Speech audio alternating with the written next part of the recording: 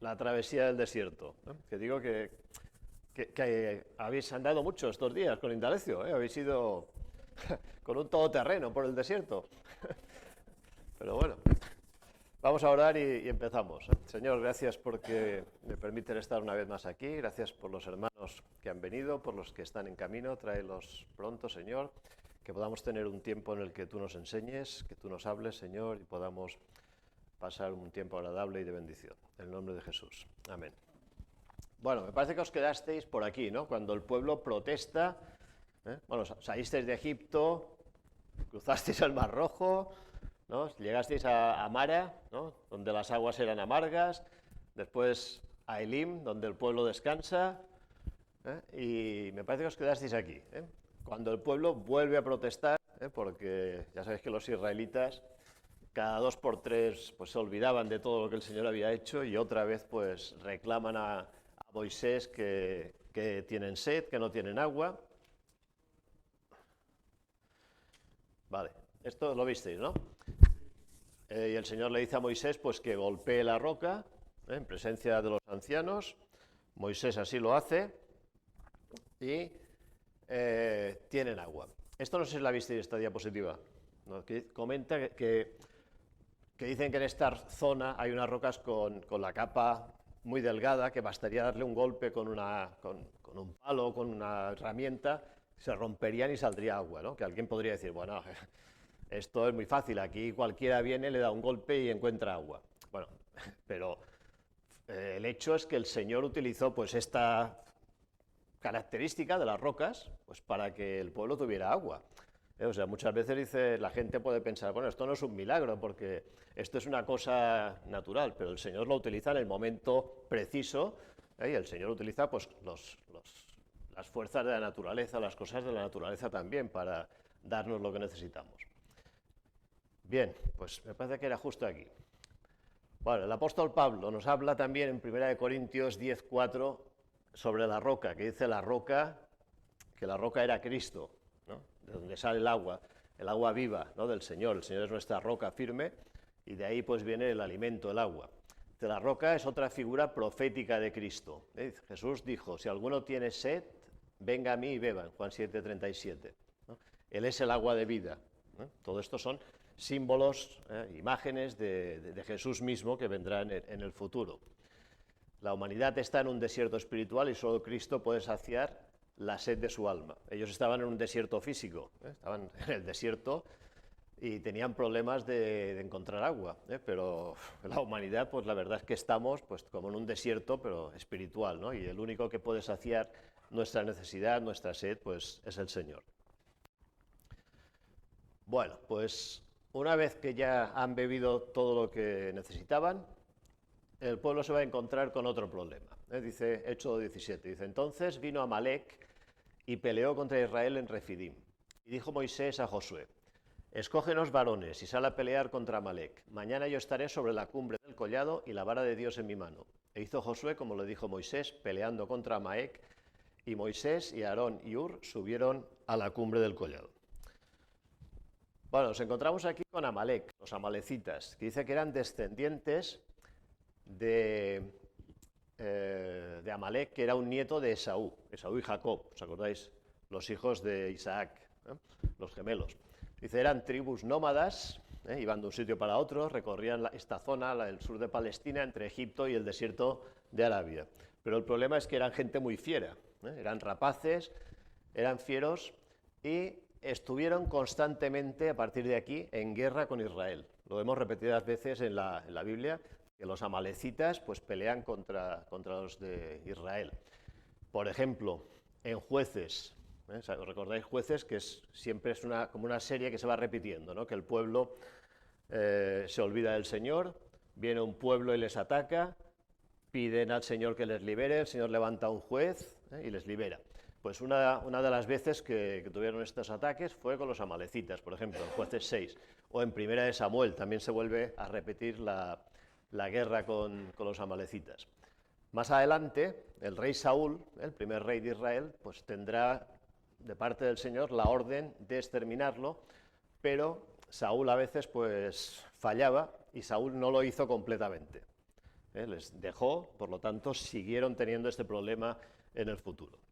Pues ahora se los encuentran en el desierto y claro, no es lo que uno desearía, ¿no? Encontrarse un pueblo que te viene a atacar.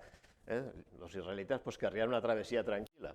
Dice, después de casi 3 meses, dice, el pueblo no estaba preparado para la guerra, pero se encuentran con que les atacan. Claro, los amalecitas pues lo sabían, que no estaban preparados. Estos son pues un montón de personas que han salido corriendo de Egipto, no estaban organizados, pues ahora es el momento de pillarles desprevenidos. Y el Señor permitió pues que hubiese lucha.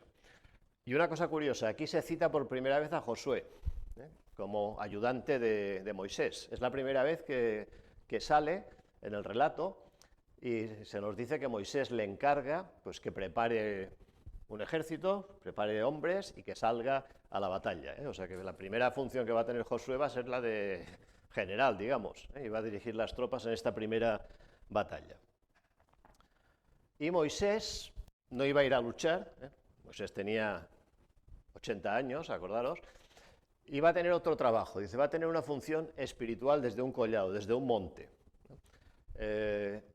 Es una estrategia de estas raras que a veces pues, el Señor da a su pueblo, ¿no? Como cuando toman Jericó, que dan las 7 vueltas, estrategias que un ejército diría esto es un absurdo, pero que el Señor pues las ordena así. Y la estrategia era pues subir a un monte con la vara de mando y desde allí pues tenía que estar con las manos levantadas. Mientras estuviera con las manos levantadas, pues el pueblo ganaba. Si bajaba las manos, el pueblo pues estaba perdiendo. Subieron con él a Aarón y Ur. Ur era de la tribu de Judá y según el historiador Josefo, esto es una tradición o es un apunte de este historiador, pero tampoco lo sabemos claro, Ur sería el marido de Miriam, sería el cuñado de Moisés. Miriam era la hermana de Moisés. No lo sabemos cierto, pero bueno, tampoco ni quita ni pone. Y bueno, y esto nos recuerda pues que el Señor nos da diferentes dones a cada persona, cada cristiano pues tiene una función. Moisés no iba a ir a la batalla, quizás pues él físicamente no estaba preparado pues para ir allí a luchar, pero iba a tener otro trabajo también importante, tan importante como que si bajaba las manos pues el pueblo perdía.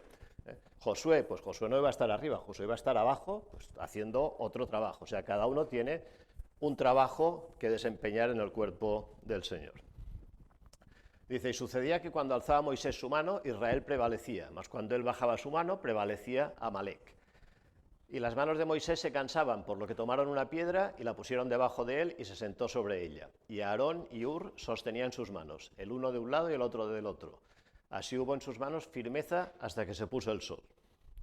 Claro, tener las manos levantadas 10 minutos, pues bueno, lo podemos hacer, pero horas y horas cansa, ¿verdad? Y Moisés pues se cansaba y tenía que bajar las manos porque ya no podía más. Y entonces los dos que estaban con él, Aarón y Ur, pues cada uno lo sentaron en una piedra y cada uno sostenía una de las manos de Moisés para que el pueblo así pudiera tener la victoria. ¿Esto qué nos recuerda? Pues que somos necesarios. Sí, que somos necesarios todos, que los líderes solos pues no pueden hacer el trabajo. Moisés solo no pudo aquí pues hacer todo el trabajo que el Señor le había encomendado, necesitó la ayuda de 2 personas. A veces queremos hacer las cosas solos y no damos para más. Es importante pues que sepamos reconocer la ayuda que nos aportan también los hermanos. La vara, dice, pues representaba la autoridad de Dios y las manos levantadas la intercesión. Lo importante que es la oración en cualquier dificultad que podamos tener.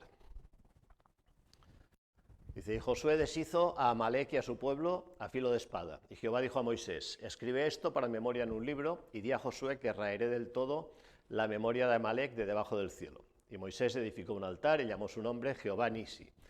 Y dijo, por cuanto la mano de Amalec se levantó contra el trono de Jehová, Jehová tendrá guerra con Amalec de generación en generación. Lo que decíamos antes, siempre van a estar en guerra, bueno, siempre no, pero a lo largo de la historia muchas veces van a estar en guerra a los amalecitas y los israelitas. las oraciones de Moisés junto al esfuerzo de los israelitas, dice, les dio la victoria. ¿Qué aprendieron los israelitas? Pues que no solo con la espada iban a conquistar la tierra prometida. De hecho, si recordáis mucho más adelante, cuando van a reconocer los espías la tierra, los informes que traen, ¿son buenos o negativos? Son muy negativos, ¿no? Vienen todos, excepto Josué y Caleb, asustados. Dice, uy, hay unas ciudades fortificadas, hay unos tipos enormes, no vamos a poderla conquistar, esto es imposible.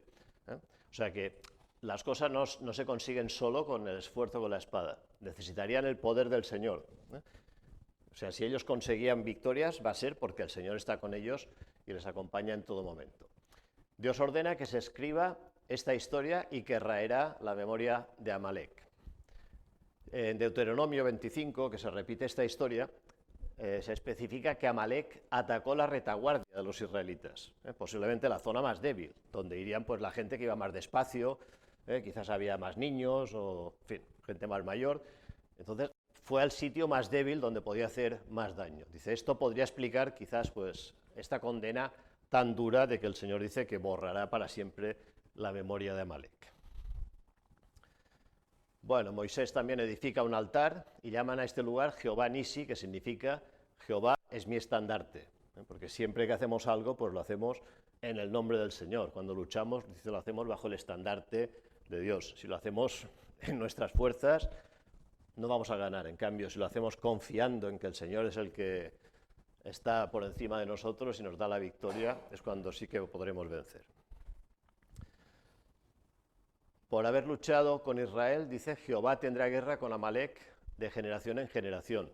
Amalek representa la carne, la naturaleza humana caída. Y esto nos recuerda pues, que también vamos a tener lucha con la carne siempre, de generación en generación. O sea, toda nuestra vida en la tierra, pues siempre tendremos problemas con la carne. La lucha entre nuestra parte carnal, nuestra parte espiritual.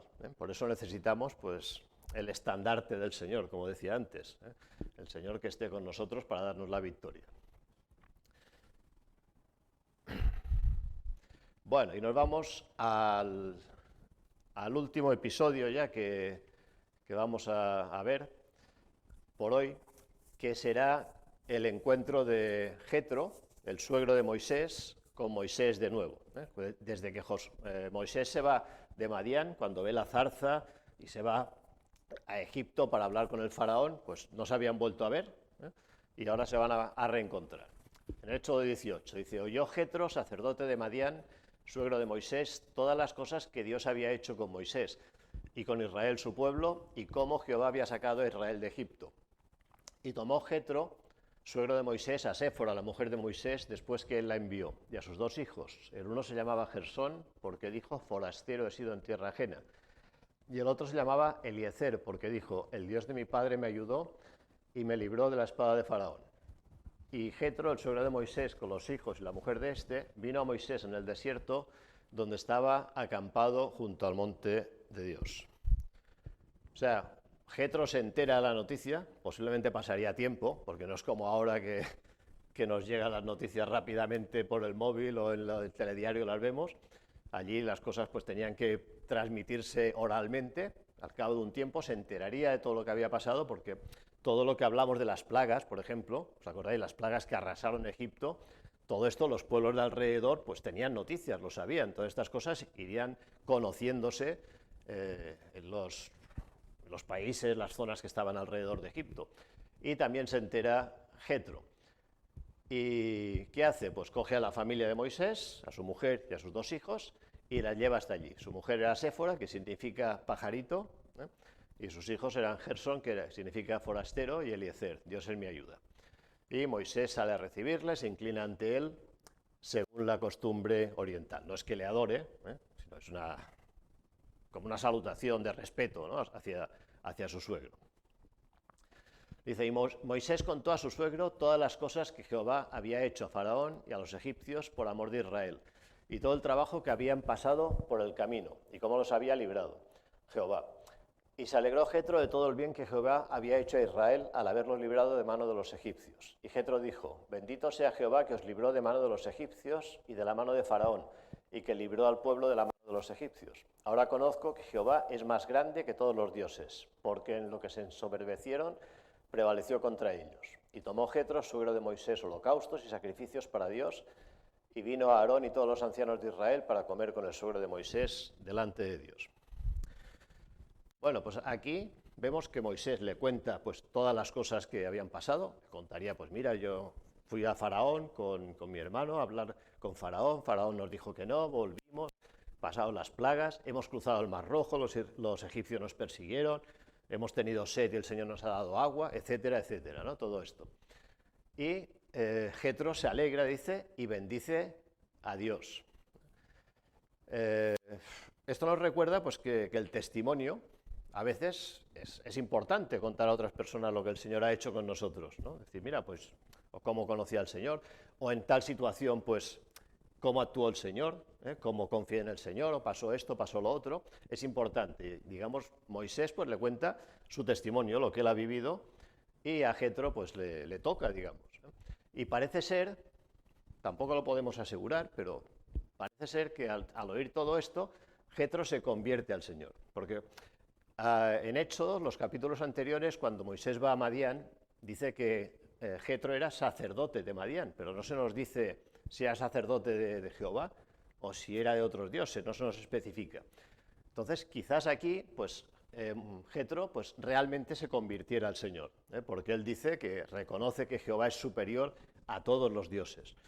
Él se da cuenta y proclama que el Señor es superior.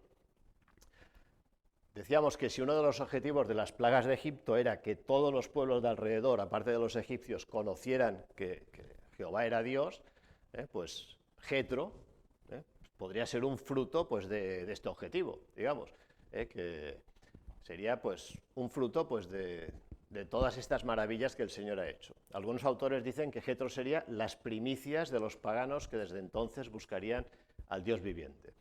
Mucha gente, pues, dijimos que en Egipto mismo habría muchos egipcios que se convertirían al ver las cosas que el Señor había hecho.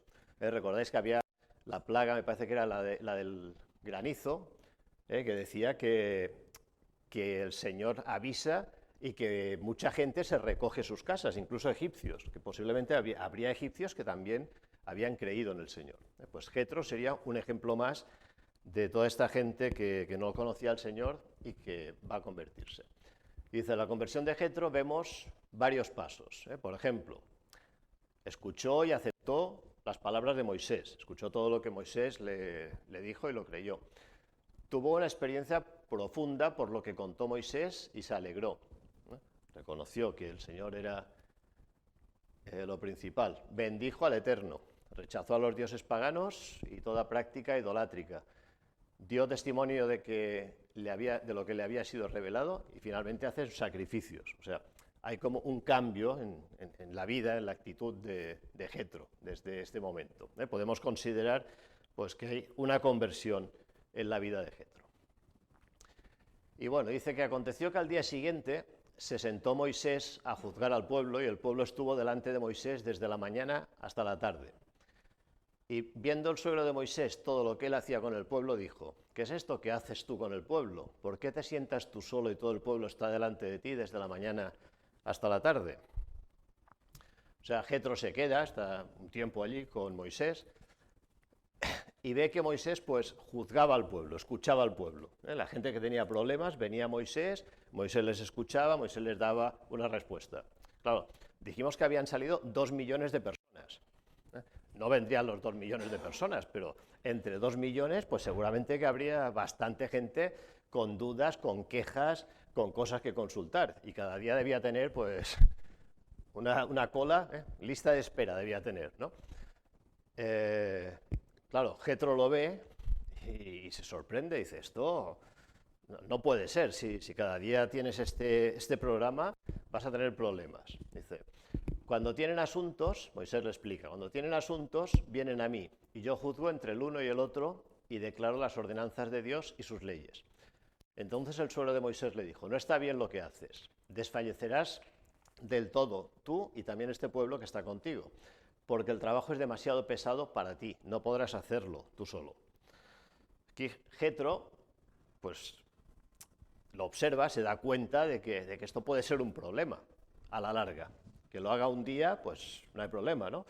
2 días, pero durante semanas y durante mucho tiempo llevar un trote pues tan fuerte, pues es un problema para cualquier persona. Le dice que no puede seguir así, que acabará enfermando. Claro, si Moisés enferma, todo el pueblo se resiente, ¿no? Porque Moisés era el que guiaba al pueblo. Si Moisés tiene que estar 2 meses de baja, por decirlo así, pues son 2 meses que el pueblo está parado sin avanzar, ¿eh? Por lo tanto, es importante también para nosotros como cristianos cuidar nuestra salud, cuidarnos, no querer sobrecargarnos y pensar que vamos a poder con todo. Nuestro cuerpo también tiene límites, ¿eh? Un pastor que dijera, bueno, yo puedo estar 24 horas al día atendiendo gente. Lo puedes hacer un día, pero no puedes estar años dedicando 24 horas al día pues, a atender a los demás. Tienes que también mirar por ti mismo, por tu salud, porque entonces si enfermas no vas a poder atender a nadie. Y esto es algo pues importante. A veces queremos hacerlo todo nosotros solos, sin ayuda, ¿eh? Es importante que busquemos colaboradores, que sepamos delegar, personas de confianza. Y ahora viene el consejo que le da Jetro. Dice, oye ahora mi voz y yo te aconsejaré y Dios estará contigo. Está tú por el pueblo delante de Dios y somete tú los asuntos a Dios. Y enseña a ellos las ordenanzas y las leyes y muéstrales el camino por donde deben andar y lo que han de hacer. Además, escoge tú de entre todo el pueblo varones de virtud, temerosos de Dios, varones de verdad que aborrezcan la avaricia, y ponlos sobre el pueblo por jefes de millares, de decenas, de 50 y de 10. Ellos juzgarán al pueblo en todo tiempo, y todo asunto grave lo traerán a ti, y ellos juzgarán todo asunto pequeño. Así aliviarás la carga de sobre ti, y la llevarán ellos contigo. Si esto hicieres, y Dios te lo mandare, tú podrás sostenerte, y también todo este pueblo irá en paz a su lugar. Le da un buen consejo, Jetro. Dice, no sigas así, porque vas a acabar pues enfermo. ¿Qué tienes que hacer? Pues mira, enseña al pueblo las leyes de Dios, las ordenanzas, que es lo que el Señor pide, que la gente lo sepa para empezar, y sepan cómo tienen que comportarse, cómo tienen que andar. A lo mejor, si ya lo saben, evitaremos problemas y no tendrán que venir a ti a consultarte. Y después dice, pon jueces que te ayuden para arreglar estos asuntos, no lo hagas tú todo. Dice que pongas jueces de millares, de centenas, de 50 y de 10, o sea, jueces para atender a 10, a 50, a una centena y a un millar. Es como si dijéramos, pues para los asuntos primeros, pues van a los jueces de 10, por decirlo así, ¿no? Si el asunto es más grave, pues pasaría al siguiente escalón. Y solamente le llegarían a Moisés los casos pues, más graves, que los otros jueces no podían resolver. Así, pues, la mayoría de asuntos, pues, si eran de poca importancia, se podrían resolver en los jueces de 10. Moisés así podría sostenerse, no estaría tan cargado y el pueblo podría ser atendido. O sea, igual que en una iglesia, imaginaos una iglesia de 400 miembros o 500 miembros, que hubiera solamente una persona para atender a toda la iglesia. Y todo el mundo quisiera hablar con esta persona, con el pastor, por ejemplo, y el pastor tuviera que escuchar a cualquier persona que viniera. El pastor necesita pues, más hermanos responsables pues, que le ayuden, que compartan la carga, y es lo que Moisés pues, recibe como consejo de su suegro. Dice, aprendamos la importancia de escuchar consejos de los ancianos y de nuestros compañeros que el Señor nos ha dado, especialmente de la gente que tiene más experiencia que nosotros. A veces pensamos que lo sabemos todos, ¿no? Pero es importante escuchar. Proverbios nos habla varias veces de que el sabio escucha los consejos. Por ejemplo, Proverbios 15, 22 y 27, 9 y muchos más, ¿no? Pero es importante escuchar los consejos de los demás. Después, no quiere decir que los sigamos todos, pero escúchalos por lo menos y tenlos en cuenta. Además, los jueces que tenía que nombrar Moisés no podía ser cualquiera. No podían decir, pues, el primero que salga. No, tenían que ser, dice, varones de virtud, temerosos de Dios, varones de verdad que aborrezcan la avaricia. O sea, gente que no estuviera allí juzgando pues, para enriquecerse, por ejemplo, y gente que lo hiciera rectamente, como toca. Dice, y oyó Moisés la voz de su suegro e hizo todo lo que dijo. Escogió Moisés varones de virtud de entre todo Israel y los puso por jefes sobre el pueblo, sobre 1000, sobre 100, sobre 50 y sobre 10. Y juzgaban al pueblo en todo tiempo. El asunto difícil lo traían a Moisés y ellos juzgaban todo asunto pequeño. Y despidió Moisés a su suegro y éste se fue a su tierra. Bueno, pues Moisés escucha a su suegro, dice que fue humilde y fue sabio, puso en práctica el consejo de su suegro y esto le descargaría, posiblemente se sintió pues mucho mejor, porque a lo mejor él cuando veía la cantidad de gente que tenía que atender, él mismo se desanimaba, ¿no? Decir, yo no voy a poder atender a toda esta gente, algo va a pasar aquí. Supongo que esto pues le animaría también. Dice, los versículos 24 y 26 dan la impresión de que Moisés puso en práctica inmediatamente el consejo de su suegro. Pero el mismo pasaje que está en Deuteronomio 1 indica que en realidad Moisés no dispuso la elección de estos jueces hasta después de que la ley fuera dada en el Sinaí. Aquí parece que fue algo inmediato, ¿no? Que su suegro le dice, tienes que hacer esto, pam, y al día siguiente ya lo tiene hecho. No fue, parece ser que no fue tan rápido, que fue un tiempo después, que él posiblemente pues, lo puso en oración, preguntó, Señor, ¿está bien esto? ¿Debo hacerlo así? Porque Jetro le dice, si Dios te lo mandare. O sea, como diciendo, consúltaselo al Señor primero. Si el Señor te da el visto bueno, adelante. Entonces, no fue una cosa inmediata, pero lo hizo. Dice, la ejecución del plan es relatada aquí de acuerdo con el hábito de Moisés de tratar los asuntos por temas, más bien que cronológicamente. Moisés ahora habla de la visita de Jetro y cuenta todo lo que pasa, pero no lo sigue en el orden cronológico, lo pone todo junto. En Deuteronomio 1 se explica cómo se eligieron a estos jueces. Dice que Moisés no los eligió él mismo, no dijo tú y tú seréis los jueces, sino que dirigió su nombramiento por medio del pueblo, después de lo cual los invistió con la autoridad de su cargo. O sea que participó el pueblo en la elección de estos jueces. Dice, en el reino de los cielos hay una combinación entre teocracia y democracia. Hay cosas que las manda el Señor y punto, y no hay nada más que hablar.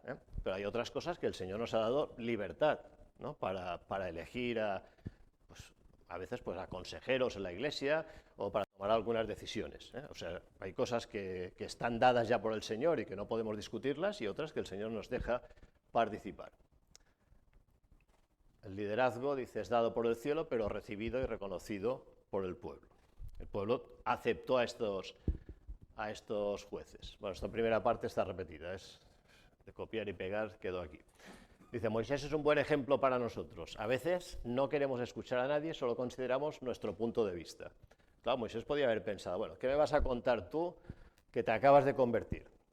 Yo llevo aquí luchando con Faraón durante meses y el Señor me habla a mí y tú no, pero escucha a su suegro. En este caso fue humilde y lo puso delante del Señor, lo puso en práctica y parece ser que le funcionó. Y después de este tiempo, Jetro pues deja a la mujer, a los hijos, como se supone, con Moisés, y él regresa a su casa a Madián. Bueno, y me parece que es la última. Sí. Mientras nuestros hermanos del control nos ponen lo siguiente, vamos a hacer una cosa especial ahora, porque como es final de trimestre, pues hay que poner notas.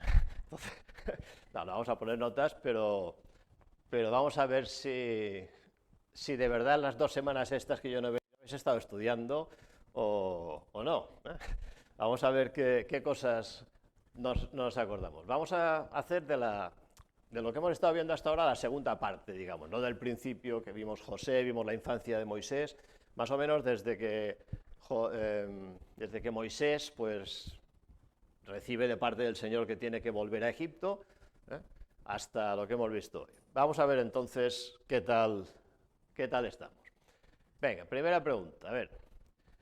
Hay un pasaje que nos dice que Séfora circuncida a sus hijos. ¿Os acordáis? Camino de Egipto. La pregunta es, ¿por qué Séfora circuncida a sus hijos? Bueno, porque no estaban circuncidados, pero porque ella se despierta una noche y dice, ¡ay, no hemos circuncidado a los... Exactamente, porque Evidentemente porque no estaban circuncidados, ¿no? Pero porque Moisés está a punto de morir. ¿Os acordáis que Moisés se pone muy malo de camino, tiene una enfermedad, y Séfora, se ve que este tema lo tenían hablado y no lo habían llevado a cabo, y Séfora pues coge a los chicos y los circuncida ella misma, que dijimos que era importante que Moisés se presentara ante los ancianos, habiendo cumplido con todos los requisitos de la ley también. Bueno, cuando Moisés va a Egipto y les explica a los ancianos de Israel lo que Dios le había mandado, el Señor me ha hablado en la zarza, me ha dicho que venga aquí, va a liberar al pueblo y tal. ¿Le creyeron?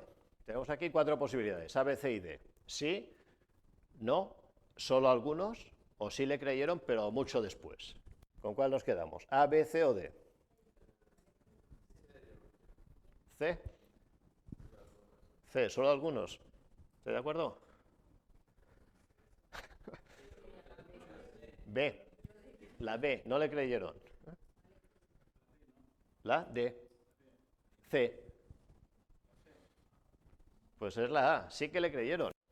Sí, los ancianos le creyeron. Cuando Moisés va y con Aarón y les explica todo lo que el Señor va a hacer, no, le creen, y dice que el pueblo lo fue sabiendo, se fue extendiendo la noticia y se alegraron. Luego vinieron más problemas, no fue hablar con los ancianos y al día siguiente salir, hubo más problemas en medio, pero en principio sí que le cree. Bueno, la tercera, cuando Moisés le dice a Faraón de parte de Dios que deje ir al pueblo, dice, deja ir a mi pueblo a celebrarme fiesta en el desierto. ¿Qué responde Faraón? Bueno, responde que no, pero ¿por qué? ¿Qué cosa dice? Que podían hacerlo ahí mismo donde estaban. ¿Vale? Eso es más tarde, pero la primera vez, más tarde sí les dice, bueno, hacerlo en Egipto. Luego dice, bueno, que vayan solo los hombres. O podéis ir, pero en el ganado, todo esto, ¿no? Pero al principio, cuando dice Jehová ha dicho que dejes ir al pueblo para ofrecerle sacrificio, Faraón contesta una cosa en plan chulo, digamos, en plan así soberbio. Exactamente. ¿Quién es Jehová para que yo oiga su voz y deje ir a Israel? O sea, yo soy un dios, soy considerado un dios, Faraón. Y ahora tú me hablas de otro Dios. ¿Quién es ese Dios? Para que yo tenga que someterme a él. Esta es la primera respuesta, sí. Vale, cuando Moisés habla con Faraón la primera vez, los israelitas, A, B, C o D, son liberados, siguen como siempre, se sublevan o empeora su situación. La primera, son liberados. Estamos hablando de la primera vez que va a hablar con Faraón, Todo esto mucho antes de las plagas, ¿Cuál? ¿Empeora la situación? Empeora. ¿Os acordáis que Faraón dice, están ociosos, por eso quieren irse a ofrecer sacrificios? Vamos a complicarle la vida. Ahora que vayan ellos a buscar la paja para hacer los ladrillos y todo esto. Y el pueblo dice, vaya Moisés, ahora vienes y nos complicas la vida todavía más. O sea que Moisés aquí se encuentra un poco deprimido, decíamos. Venga, la 5. Cuando Moisés convierte su vara en culebra delante de Faraón, tira la vara al suelo, se hace una serpiente. Los magos egipcios hacen lo mismo también. ¿Y cómo acaba la historia? Correcto, la culebra de Moisés se come a las egipcias. Muy bien. 6. A ver, 2 motivos para los que sirvieron las plagas de Egipto. Hay más de 2. A ver, ¿alguno? Para demostrar el poder de Dios, ¿vale? Para que los israelitas crean la mano poderosa. También, ¿no? Para que los israelitas reconozcan que el poder de Dios, que para poder salir de ahí necesitaban el poder de Dios. Para liberar al pueblo, para castigar a los egipcios también, demostrar que Jehová es Dios soberano, derrocar a las deidades de Egipto también. También era como un ataque cada plaga a un dios o a varios dioses egipcios, ¿acordáis? Pues si el dios Ra, por ejemplo, el dios del sol, pues no ha podido evitar que haya tinieblas, por ejemplo. El Señor está por encima de todos los dioses egipcios. 7. ¿Cuál fue la primera plaga? La number 1. La sangre, el agua convertida en sangre. Muy bien. A ver, una de estas no fue una plaga. Hay 3 que son correctas, pero hay una que no. La de las ranas, la de las moscas, la de los cangrejos o la de los piojos. ¿Cangrejos? Menos mal que no vamos. Eso a lo mejor se os hubieran comido, ¿eh? Seguramente, ¿eh? Lo que pasa es que habría tal cantidad que no hubieran dado abasto de comérselos, ¿eh? Bueno, la 9. ¿Afectaron las plagas a los israelitas? Y tenemos varias opciones. Sí, no, solo algunos israelitas o solo las 3 primeras plagas. ¿La? D. B. ¿La B? La B, no. La última, la D, vamos a ver. Sí, solo las 3 primeras. La de los piojos, la de la sangre y la de las moscas, me parece que era. Las 3 primeras sí que les afectaron. Las siguientes ya no. Por ejemplo, la de las tinieblas, dice que estaban todos en tinieblas y en Gosén había luz, por ejemplo. A ver, una de verdadero o falso. Todas las plagas fueron maravillas naturales, o sea, fueron fenómenos naturales, pero multiplicados, digamos. ¿Verdadero o falso? Falso. Falsadero, y así quedamos bien. Falso. Correcto. Todas lo fueron, excepto la última. Las 9 primeras sí. Las piojos, ranas, granizo, todo esto eran fenómenos naturales.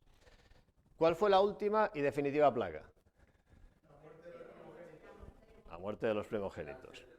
Esta fue por intervención directa de Dios. Aquí no intervinieron pues, ni el viento, ni el mar, ni nada de la naturaleza. Vale, ¿qué fiesta celebraron los israelitas justo antes de salir de Egipto? La Pascua, correcto. La primera Pascua. Y a partir de entonces, ese era el principio del año de los israelitas. ¿Qué protegió a los primogénitos israelitas en la última plaga? Correcto, la sangre que había que poner en los postes y en los dinteles de las puertas. Que el que no lo creyó, el que pensó que esto pues era una superstición que no servía para nada, pues no, si no lo hizo, pues moriría el primogénito.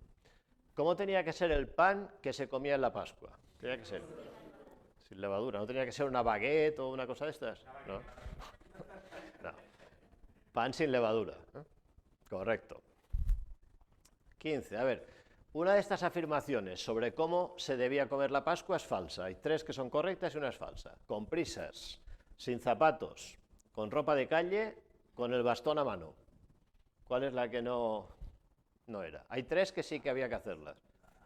La A, con prisas. ¿La A?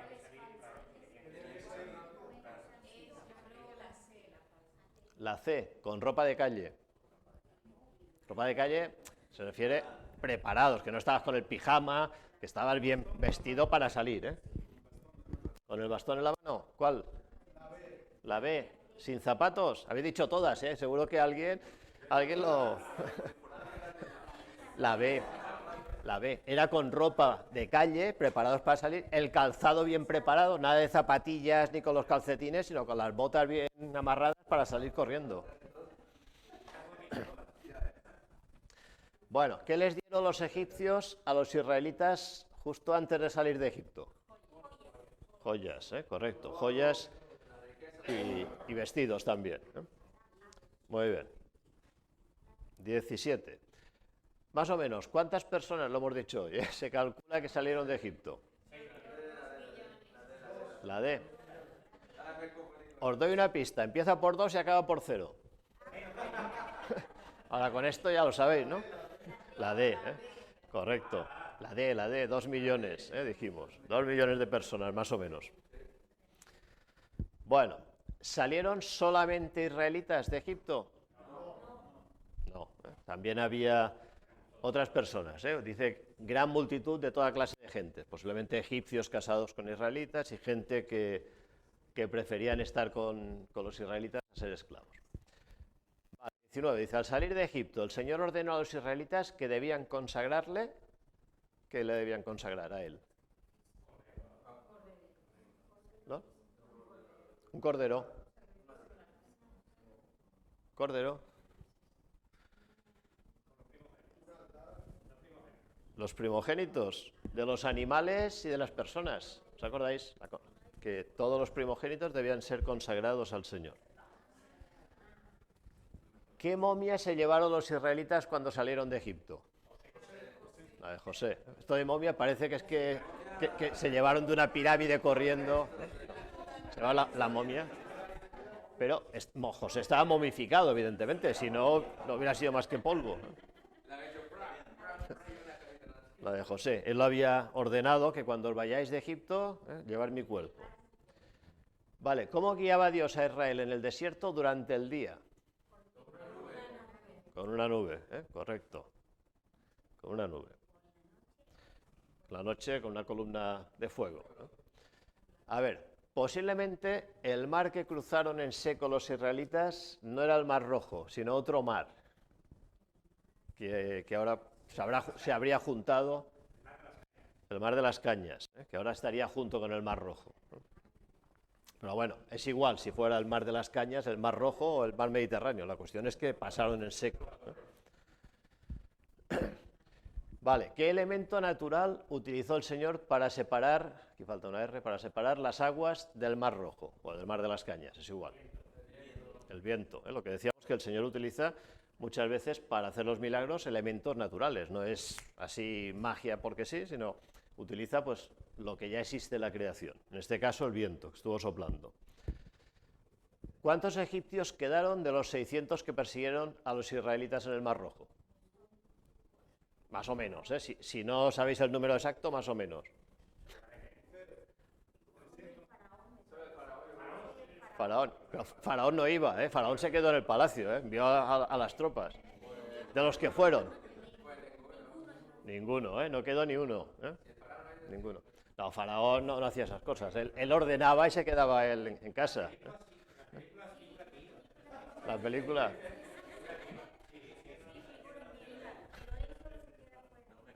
Normalmente él envía, pero se solía quedar. Bueno, 25. Cuando llegan a Mara no pueden beber el agua. ¿Por qué? Que era amarga, correcto. Vale, después de Mara, el pueblo pudo descansar ¿dónde? En Alim, Elim, Ilim, Olim, Ulim. Acaba el Lim. B. Elim, correcto. 27, a ver. ¿Qué cantidad de maná debían recoger los israelitas cada día? Un gomer. Lo justo para un día, ¿no? Que era un gomer. A ver, está muy bien. Pero a ver, ahora, para complicarlo un poco más, había una excepción. Correcto. El viernes tenía que ser el doble para el día de reposo. Muy bien. ¿Cuánto tiempo comieron el maná los israelitas? 40 años. ¿Más de 40? 2000 o menos. Tiempo del desierto. No, 40, 40, muy bien. O sea, los niños aquí no podían preguntar, mamá, ¿qué hay hoy para comer? Porque siempre había maná. ¿Qué táctica ordenó Dios a Moisés para luchar contra los amalecitas, contra Amalek? Esto lo hemos visto hoy. Correcto, subir a la colina, a la montaña y levantar las manos. Muy bien, se supone que desde donde estaba debía ver la batalla él, seguramente. ¿Quiénes ayudaron a sostener las manos de Moisés mientras el pueblo luchaba contra Aarón? Perdón, contra Amalek. La B, Aarón y Ur. Correcto.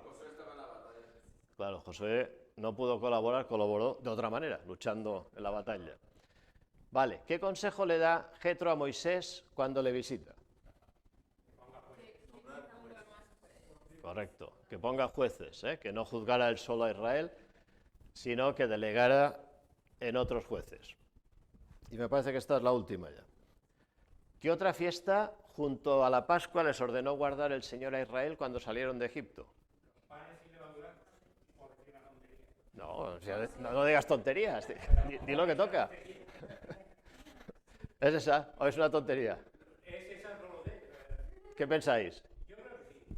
¿Y el resto qué piensa? No dicen nada por si es una tontería.